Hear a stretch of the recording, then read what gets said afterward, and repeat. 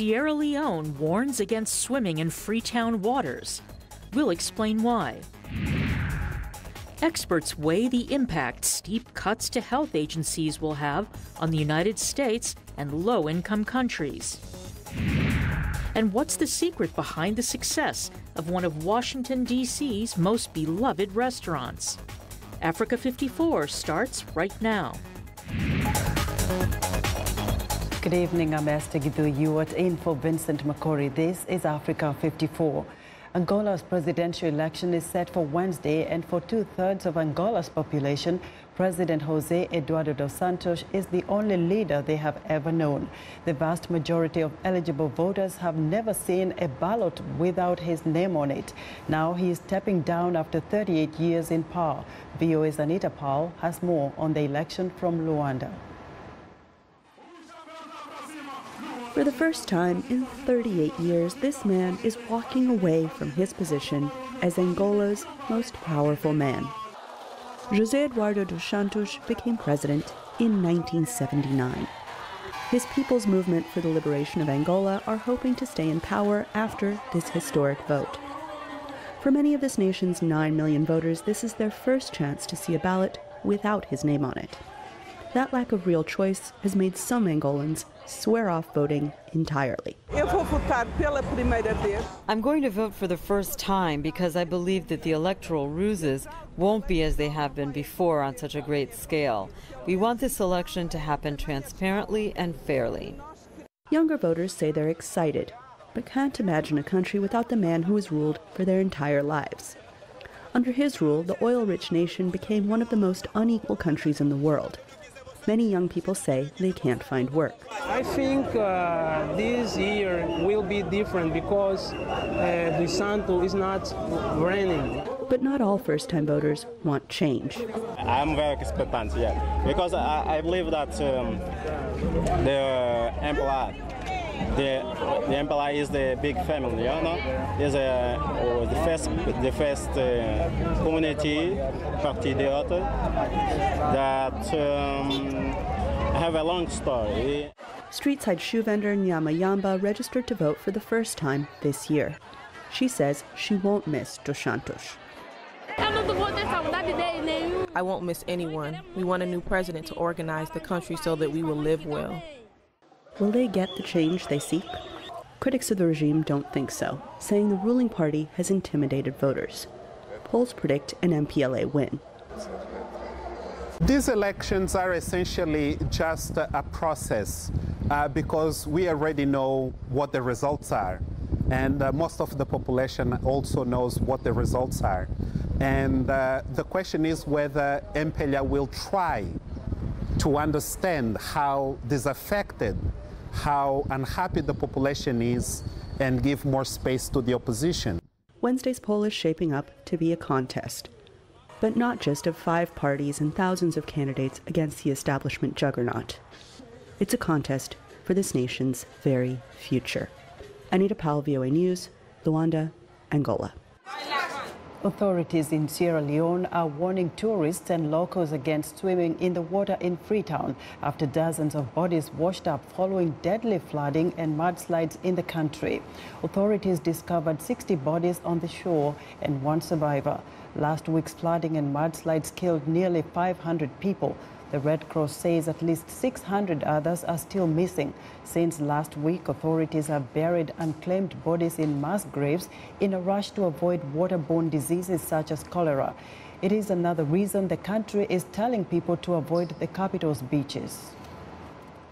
You can come and have fun, but I advise you not to go and start to swim until when we feel it is reasonable enough for you to go and start to swim, because of the different debris that came into the water and the likelihood that you get yourself hurt or contaminated by the water. Meanwhile, Guinean authorities say they have found 3 bodies on the shores of Kabak, a town about 30 kilometers from the northern Sierra Leonean border.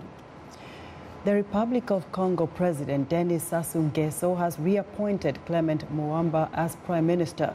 This comes 4 days after Muamba and his cabinet resigned, according to a statement from the president's office. Muamba, who resigned last week, is now charged with forming a new government. Last week's resignations came after President Nguesso said he wanted a new government to help alleviate economic problems caused by a steep drop in oil prices over the last 3 years. Public debt has climbed, raising questions over Congo's ability to meet coupon payments for its $363 million Eurobond. Boko Haram militants in northeast Nigeria have sent out 4 times as many child suicide bombers so far this year as they used in all of 2016. That's according to the United Nations Children's Fund. UNICEF says 83 children have been used as bombers since January 1st this year. That's compared to 19 children used last year. Of this year's bombers, 55 were girls, mostly under 15 years old. 27 were boys. One was a baby strapped to a girl. The Boko Haram insurgency, now in its 8th year, has claimed over 20,000 lives and forced more than 2 million people to flee their homes. The terror group is trying to create an Islamic state in the Lake Chad region, which spans parts of Nigeria, Niger, Cameroon, and Chad. UNICEF says it's extremely concerned by the group's cruel and calculated use of children as human bombs. After months of deliberation by the administration, U.S. President Donald Trump on Monday evening unveiled his strategy for Afghanistan. VOA White House Bureau Chief Steve Herman reports Trump unveiled a condition-based approach to defeating terrorism in the country and says the United States will no longer use its military to construct democracies or rebuild other countries in its own image. The President of the United States. U.S. President Donald Trump went to an Army base in Virginia, less than 6 kilometers from the White House, to announce his commitment to continue fighting a war he once derided as a complete waste. His goal, he said, is to stop the reemergence of safe havens for terrorists, to threaten America and make sure they do not get their hands on nuclear weapons. We will not talk about numbers of troops or our plans for further military activities. Conditions on the ground, not arbitrary timetables, will guide our strategy from now on. America's enemies must never know our plans or believe they can wait us out. I will not say when we are going to attack, but attack we will. And the president very publicly put Pakistan on notice. We have been paying Pakistan billions and billions of dollars. At the same time, they are housing the very terrorists that we are fighting.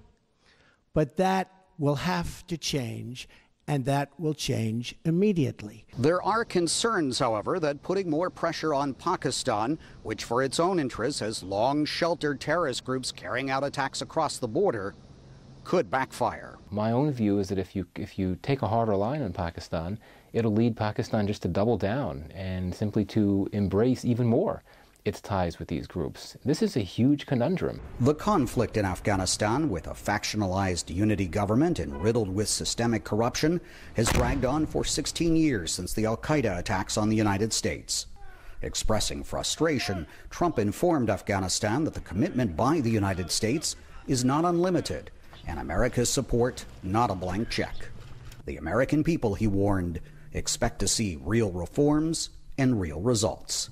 Steve Herman, VOA News, at the White House.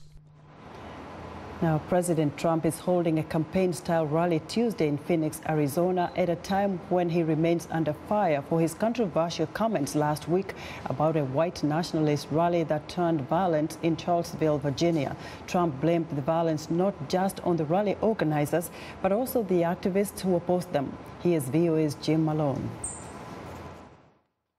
President Trump is back in Washington after his working vacation in New Jersey. But Trump is still on the defensive over his controversial comments last week, blaming both sides for the violence in Charlottesville, Virginia. You had some very bad people in that group, but you also had people that were very fine people on both sides. Trump's rally in Phoenix is part of a continuing effort to reconnect with supporters in his base, as he did earlier this month in West Virginia.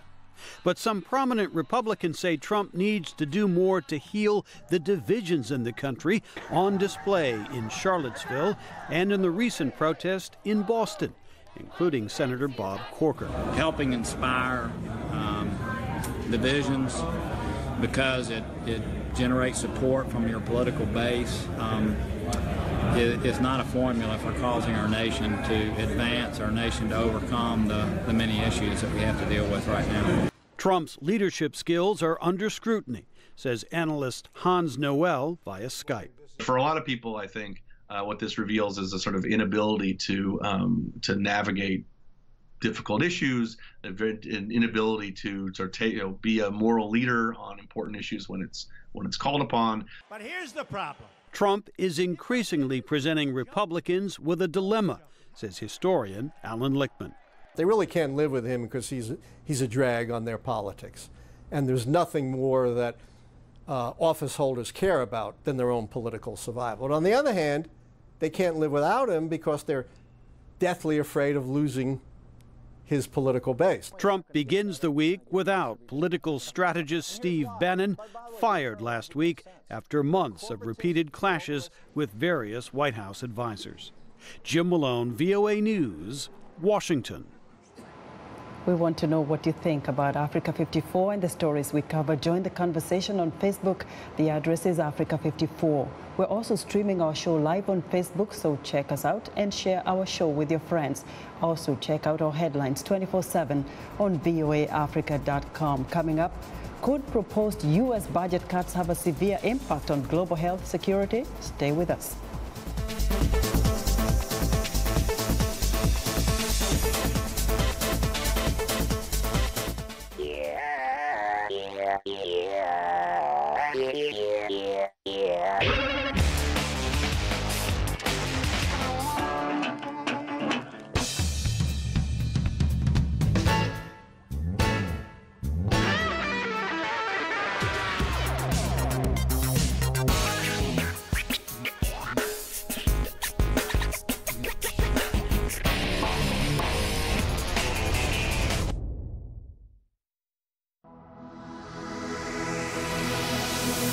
I'm Jeff Selden, and I work the National Security Beat. National Security Beat is anything that affects the national security of the United States, from counterterrorism to surveillance to even relations with Russia. It's one of the most fascinating beats you can have. It's probably one of the more important beats that you can cover because it touches on so many areas of the world, so many areas of people's day-to-day lives. I'm Jeff Selden, and my beat is national security.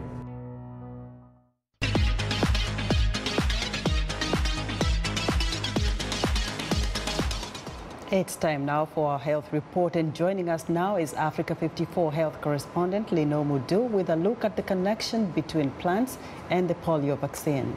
That's right, Esther. Scientists say they have used plants to make polio vaccine in a breakthrough with the potential to transform vaccine manufacturing. The scientists use a relative of the tobacco plant's metabolism to turn its leaves into polio vaccine factories. They created new instructions for the plant to follow, and the new instructions were then put into soil bacteria, which were used to infect tobacco. Infected leaves were mixed with water, blended, and the polio vaccine was extracted. The virus-like particles prevented polio in animal experiments, and an analysis of their 3D structure showed they looked almost identical to the polio virus. The team at the John Innes Center in Norfolk, Virginia says the process is cheap, easy, and quick. The scientists also believe their approach could help against unexpected threats such as Zika virus or Ebola. A new study reveals that the poor air quality on commercial planes could make frequent flyers sick.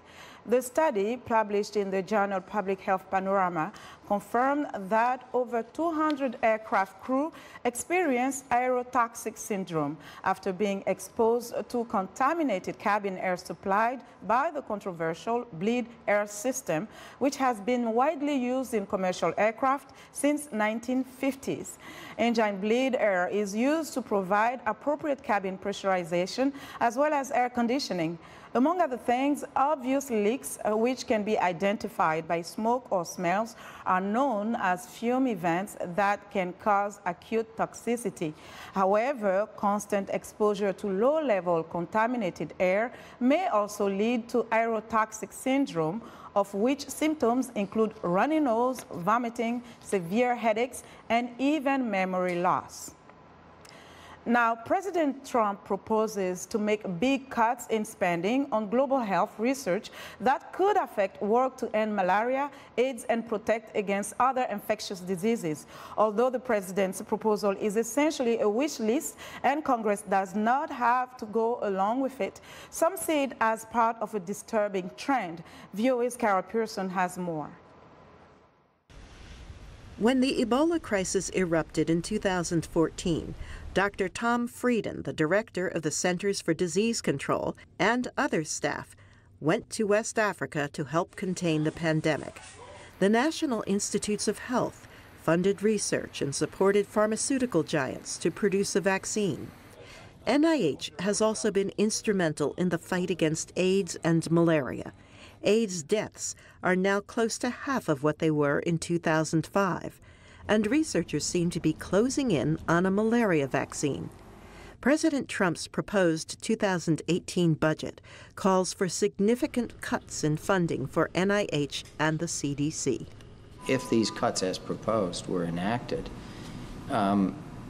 it would have severe impact on health security. The National Academy of Medicine put out a report estimating that responding to a pandemic threat costs $60 billion, but ongoing investment in preventative research to try and mitigate against a future threat is $1 billion per year. U.S. government investments have produced malaria drugs just for children, which have saved 750,000 young lives. An inexpensive meningitis vaccine has prevented nearly 400,000 deaths. In addition, large pharmaceutical companies like Johnson & Johnson say they need the government to back their research. We cannot do it on our own, and that's definitive. Companies, researchers involved in global health, and even some Republican lawmakers are voicing their opposition to the proposed cuts. He's not going to get all that he wants, but he's going to get something. If budget cuts continue, experts fear that the U.S. will lose its position as a world leader in medical research, and the world will be more vulnerable to the spread of infectious disease. Countries, including the U.S., could become more vulnerable to bioterrorism. Absolutely vital that we get to a point where we're able to respond to any disease threat that comes our way, no matter how it comes our way, whether it's a bioterrorism attack or a naturally occurring disease outbreak like Ebola. And finally, U.S. research and development, or R&D, creates jobs. U.S. government investments in global health R&D not only save millions of lives around the world, but they support U.S. jobs, U.S. economy, and U.S. health security. But the Secretary of Health says if the CDC and NIH cut administrative costs, they won't lose programs. And I think what the budget is trying to do is to, being the first step in this process, is trying to bring focus to the kinds of things that we ought to be able to do to get a bigger bang for our buck. Congress will once again tackle these issues when the lawmakers return from their summer recess in September. Carol Pearson, VOA News, Washington. That's our health report for today. To stay in touch, find me on Twitter @LeoneMoudou. Esther? Thanks, Lino. Be sure to watch Lino Moudou's health report every Tuesday and Thursday on Africa 54. It's time now for a short break. Still to come on Africa 54, Washington, D.C.'s little taste of history. We'll be right back.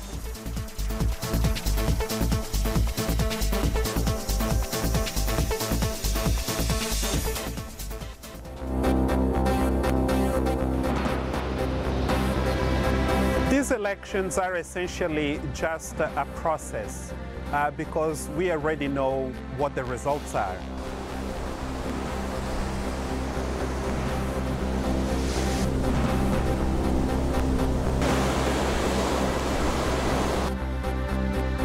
The girls have been provided psychosocial support services.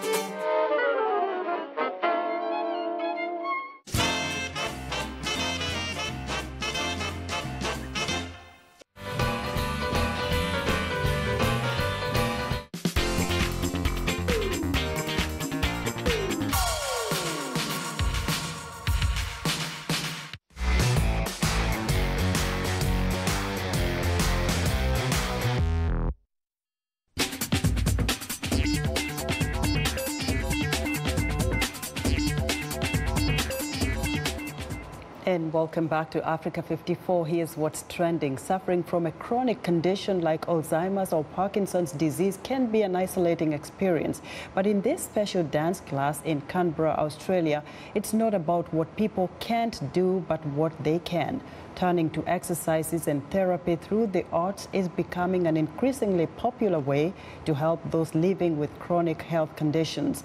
And the benefits for those with conditions including Alzheimer's, multiple sclerosis and Parkinson's are backed up by research. Constant use of the neural pathways to enable a successful class experience helps to slow down that decline and degeneration of the neural pathways.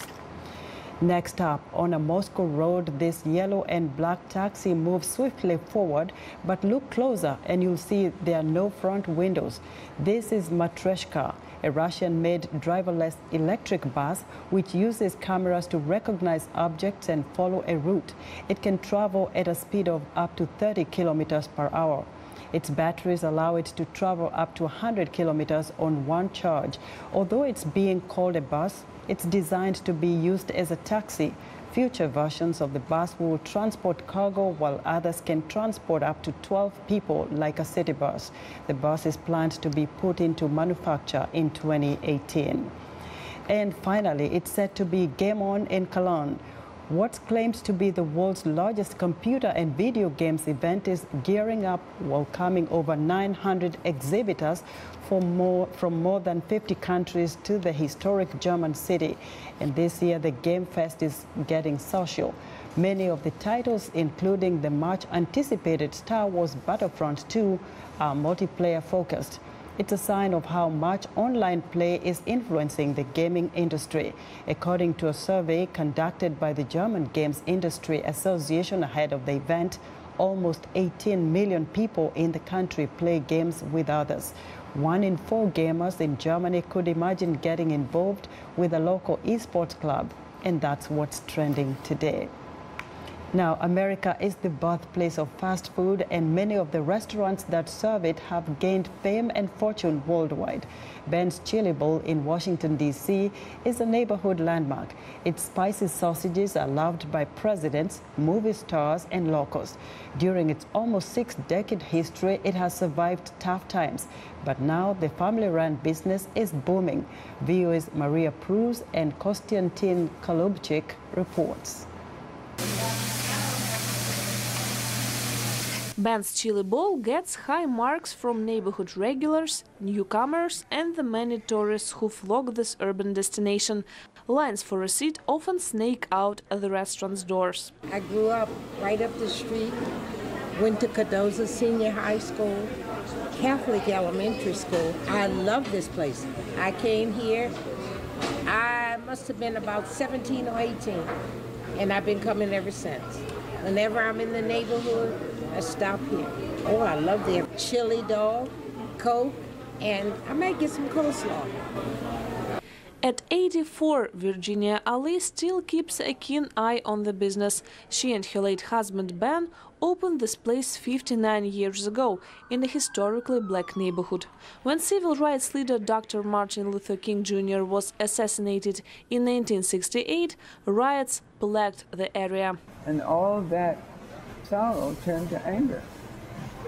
And so the young people just kind of got together and they started throwing bricks and rioting and breaking into buildings and that kind of thing. It was very, very difficult.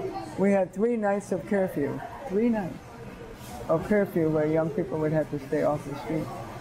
We were the only place that was allowed to remain open. And that unrest led to decades of economic hard times for the eatery. In the 1980s, the neighborhood was known for drug use and high crime rates. A few years later, heroin moves in. And then a little later on, crack cocaine moves in. And the area became a very crime-ridden, drug-infested community. We did a downhill slide for 20 years. Became a real serious ghetto. But we stayed. We'd been here long enough to have built a relationship with the community.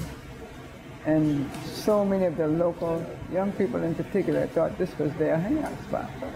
So we had a lot of people that came here every single evening, particularly young men that were working in the community, and would sit over there. And if anyone else came in and became a little unruly or became a little rude, they escorted them out. And they were what I called our extended family. And that loyalty paid off. A neighborhood revival in the 1990s rewarded Ben's Chili Bowl with fortune and fame. Along with the regulars came the stars: Barack Obama, former French President Nicolas Sarkozy and his wife, and Chelsea Clinton came in for milkshakes. The customers kept changing, but Ben's Chili Bowl recipes stayed the same, and the restaurant remains a family business. Now Virginia's daughter-in-law Vida is in charge. At first, she didn't realize the importance of the place. The turning point was for me is the 50th anniversary. I helped with we had an event outside, and I remember talking to a couple of the camera crews that was there, and one asked, how does it feel to have a legacy, to continue a legacy that my in-laws have started? And in that moment, it made me realize there's something we have to protect. There's something we have to expand and add to. And being one of the family members, it was natural when Pop passed to move back and to help, continue build on that legacy. And I think that was like my aha moment, when it kind of go, wow, I never saw it like that. Aside from running the business, Vida hosts community charity events, and she looks to the future, making plans for Ben's Chili Bowl 60th anniversary celebration next year. Maria Prus, Konstantin Golubchik, VOA News, Washington. And that's our show for today. Be sure to watch Africa 54 on our website at voaafrica.com. For more news, tune in to VOA's evening radio show, Africa News Tonight, at 1800 UTC, and in the mornings to Daybreak Africa between 0300 and 0600 UTC, Monday through Friday. Thanks for watching. A very good night from Washington.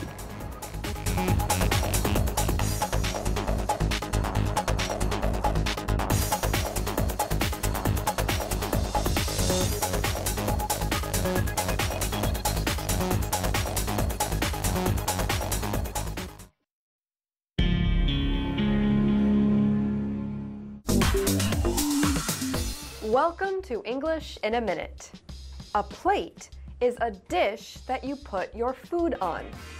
Have a lot on your plate. Hey Anna, I'm having a party this weekend. You should come. I wish I could, but my weekend is really busy. I'm baking a wedding cake, writing my article, teaching 2 classes, and oh, my parents are visiting. Wow, you have a lot.